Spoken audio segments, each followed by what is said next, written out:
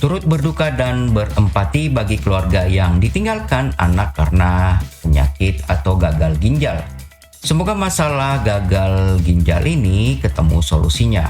Dan untuk penyebab gagal ginjal ini, penyebabnya diduga dari etilen glikol.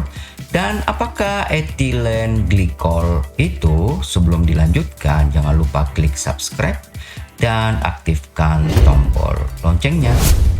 Kembali bersama Mimin Freddy di podcast radio. Kami turut berempati dan turut berduka bagi keluarga yang ditinggalkan karena ada musibah gagal ginjal yang sedang ramai di negara kita dan mungkin di dunia.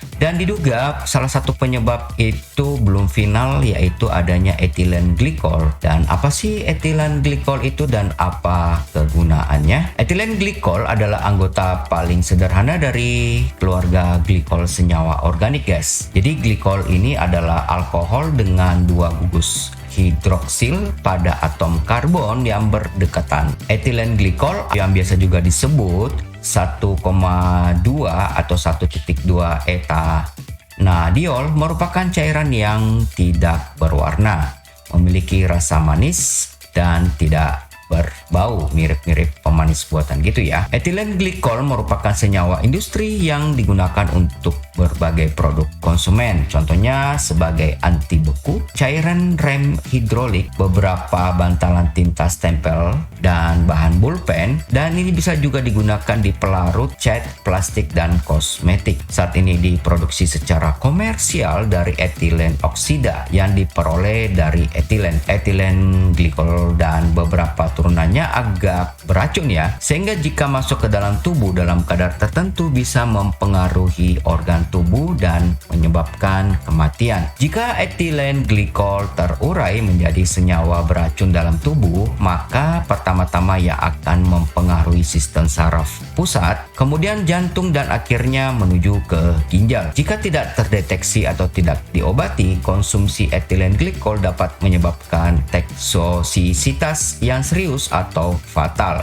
Anggota senyawa lain dari glikol adalah propylene glikol yang juga disebut 1,2 propanediol. Propylene glikol menyerupai etilen glikol dalam sifat fisiknya, tapi tidak seperti etilen glikol. Propylene glikol tidak beracun dan digunakan secara luas dalam makanan, kosmetik, pelarut obat, pengawet, dan zat penahan kelembaban. Propylene glikol diproduksi dalam jumlah besar dari propilin oksida yang diperoleh dari propilena. Namun sejauh kimia, etilen glikol dan dietilen glikol ini dapat ditemukan sebagai cemaran pada propilen glikol yang digunakan sebagai zat pelarut obat, yang mana seharusnya pada ambang batas aman.